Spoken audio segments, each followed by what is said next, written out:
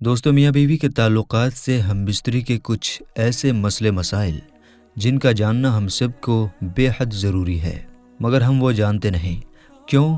क्योंकि दीनी किताबें हम पढ़ते नहीं और आलिम से या हाफिज़ से पूछने में हमें शर्म आती है। मगर अजीब बात है कि मसला पूछने में तो हमें शर्म आती है, मगर वही गैरत और वही शर्म उस वक्त कहाँ मर जाती है जब दूल्हा अपने दोस्तों को और दुल्हन अपनी सहेलियों को पूरी अपनी पहली रात की कहानी सुनाते हैं। खैर, ये सब दुनियावी बातें हैं, इनसे हमें बचना चाहिए। हम बिस्तरी के ताल्लुक़ से कुछ ऐसे काम हैं दोस्तों जो हमारे घर की खुशियों को उजाड़ देते हैं, हमारी औलादों को तबाह, हलाक और बर्बाद कर देते हैं। इन कामों से भी हमें बचना चाहिए। दिल से इस वीडियो पर एक लाइक कर दें। तो चलिए दोस्तों, अब हम जान लेते हैं हम बिस्तरी के कुछ ख़ास मसले मसाइल। मेरे दोस्तों, मर्द का अपनी औरत की छाती को मुँह लगाना जायज़ है, मगर इस तरह की दूध हलक से नीचे ना उतरे, क्योंकि ये हराम है। लेकिन अगर ऐसा भी हो जाए कि दूध हलक से नीचे उतर गया तो उस वक्त तौबा करे, मगर इससे निकाह पर कोई फ़र्क नहीं पड़ता। इसकी दलील फतावा रज़विया में देखी जा सकती है। दूसरा मसला सुनें। मर्द और औरत को एक दूसरे का सतर देखना यानी कि शर्मगाह देखना या छूना जायज़ है, मगर हुक्म यही है कि मकाम मखसूस की तरफ ना देखा जाए, क्योंकि इससे निस्यान का मर्ज होता है। निस्यान एक आँखों की बीमारी है जिससे आँखों की रोशनी ख़त्म हो जाती है। इसकी दलील रद्दुल मुख्तार में देखी जा सकती है। अगला मसला सुनें। मर्द नीचे हो और औरत ऊपर हो तो ये तरीक़ा हम बिस्तरी करने का हरगिज़ सही नहीं है, क्योंकि इससे औरत के बांझ होने का ख़तरा है। अब यहाँ पर आपको बांझ होने का मतलब नहीं समझाया जाएगा, क्योंकि बांझ होना हर औरत बखूबी जानती है। अगला मसला सुने जो कि बेहद ज़रूरी है। आला हज़रत इमाम इश्क़ व मोहब्बत फरमाते हैं कि औरत के अंदर मर्द के मुकाबले 100 गुना ज़्यादा शहवत है, मगर उस पर हया को यानी कि शर्म को मुसल्लत कर दिया गया है। तो अगर मर्द जल्दी फारिग हो जाए हम बिस्तरी से तो फ़ौरन उसी वक्त अपनी बीवी से जुदा ना हो, बल्कि कुछ देर ठहरे रहे फिर अलग हो। इसकी दलील भी फतावा रज़विया में देखी जा सकती है। अगला मसला सुनें। अगर उस जगह यानी कि उस कमरे में जहाँ हम बिस्तरी की जा रही है वहाँ पर कुरान की आयत लिखी हुई है, अक्सर ऐसा होता है कि कुरान की आयत के नक्श या काबे शरीफ का या मदीने शरीफ का नक्श हमारे कमरों में जहाँ तहाँ लगे होते हैं, तो जब तक उस पर कोई कपड़ा ना डाला जाए उस कमरे में सोहबत करना या फिर हम बिस्तरी करना या बरहना होना बेअदबी है।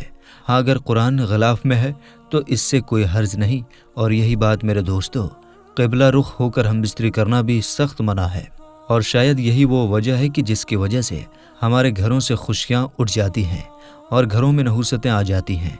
हुज़ूर सैयदना इमाम मुहम्मद गज़ाली रहमतुल्लाह अलैह फरमाते हैं, हम बिस्तरी के आदाब में से एक अदब ये भी है कि क़िबले की यानी कि काबे शरीफ की तरफ मुँह ना हो।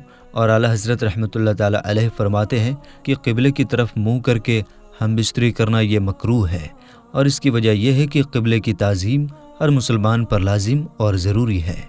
इसलिए कि बंदा क़िबले की यानी कि काबे शरीफ की तरफ मुँह करके अपने परवरदिगार की इबादत करता है, और क़िबले की तरफ थूकना या पेशाब करना या पाखाना करना, इन सब चीज़ों से हमें मना किया गया है। लिहाजा अदब यही है कि हम बिस्तरी के दौरान काबे शरीफ की तरफ मुँह ना करें। नंगे होकर हम बिस्तरी करना कैसा है दोस्तों? मुबाशरत यानी कि हम बिस्तरी के दौरान मर्द और औरत कोई चादर वगैरह ओढ़ ले, जानवरों की तरह नंगे होकर हम बिस्तरी ना करें। हदीस शरीफ में है कि अल्लाह के रसूल सल्लल्लाहु ताला अलैहि वसल्लम इरशाद फरमाते हैं, तुम में से जब कोई अपनी बीवी के साथ हम बिस्तरी करे तो पर्दा कर ले। अगर बेपर्दा होगा तो फरिश्ते हया की वजह से बाहर निकल जाएंगे और शैतान दाखिल हो जाएगा। अब कोई बच्चा अगर पैदा होगा तो शैतान की उसमें शिरकत होगी। सोचिए, इंसान की ज़रा सी लापरवाही कहाँ तक नुकसान का सबब बन जाती है। गालिबन ज़माने में जो शर्म व हया का ज़माना उठता जा रहा है, उसकी सैकड़ों वजूहात में से ये भी एक वजह रही हो कि मुबाशरत नंगे होकर की गई और इसका असर नस्ल में आया। नतीजा ये कि शर्म व हया को मौजूदा नस्ल ने ज़िंदा दरगोर कर दिया है। हम बिस्तरी के दौरान शर्मगाह देखना या छूना कैसा है, इसके बारे में आप लोग तफसील से जानिए। मियाँ बीवी को सोहबत यानी कि हम बिस्तरी के वक्त एक दूसरे की शर्मगाह को छूना जायज़ है, बल्कि नेक नियत से हो तो मुस्तहब और सवाब भी है।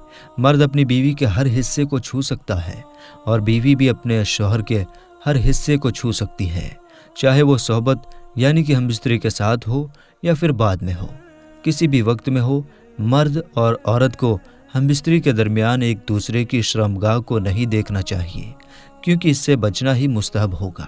اس کے بہت سارے نقصانات ہیں۔ حدیث شریف میں حضرت عائشہ صدیقہ رضی اللہ تعالی عنہا ارشاد فرماتی ہیں کہ حضور کا وصال ہو گیا، مگر نہ انہوں نے کبھی میری شرمگاہ اور نہ میں نے آپ کی شرمگاہ دیکھی۔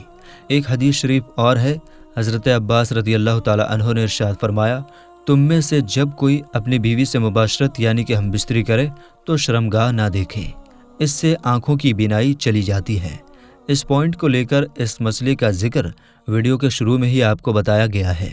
میرے دوستو، بہرحال ہمیں ہم بستری کے وقت بہت احتیاط برتنی چاہیے، اور ہمیشہ یاد رکھیں کہ جو سنت طریقہ ہے ہم بستری کا، ہم لوگ اس کو اپنائیں، جس سے کہ جب حمل ٹھہرے تو جو بچے کی پیدائش ہو، وہ چاہے لڑکا ہو یا لڑکی ہو، اس کے اندر شرم مسلط ہو، اور وہ بچہ اور وہ بچی آپ کے گھر میں آ کر برکتوں کا ذریعہ بنے، اس کے ساتھ میں شیطان کی شریک نہ ہو۔ تو ان باتوں کا آپ لوگ خاص کر کے خیال رکھیں، اور جب بھی ہم بستری کیا کریں تو ہم بستری کی چھوٹی سی دعا ہے اس کو یاد بھی ضرور کر لیں۔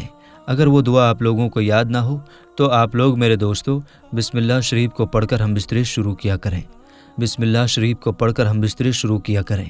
اور بہتر طریقہ یہ ہے کہ ہم بستری سے فوراً پہلے سطر کھولنے یعنی کہ کپڑے نیچے کرنے سے پہلے ہی آپ لوگ بسم اللہ شریف پڑھ لیا کریں۔ اس سے بھی بہتر طریقہ ہے کہ جب آپ لوگ کمرے میں داخل ہو رہے ہوں، ہم بستری کی آپ کی نیت ہو، تو کمرے سے باہر ہی آپ لوگ بسم اللہ شریف پڑھ لیں، جس سے کہ شیطان جو ہے وہ آپ کے ساتھ میں اندر ہم بستری میں شریک نہ ہو پائے۔ دوستو، ایک ساتھی نے سوال پوچھا کہ ہماری شادی کو 6 سال ہو چکے ہیں اور ہم دونوں میاں بیوی جسمانی لحاظ سے بالکل صحت مند ہیں۔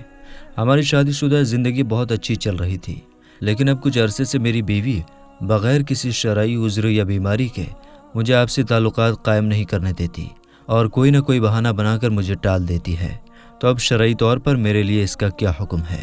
تو میرے دوستو، اس سلسلے پر شرعی مسئلہ یہ ہے کہ نکاح کے بعد آپسی تعلقات قائم کرنا یہ نکاح کے مقصد میں سے ہے۔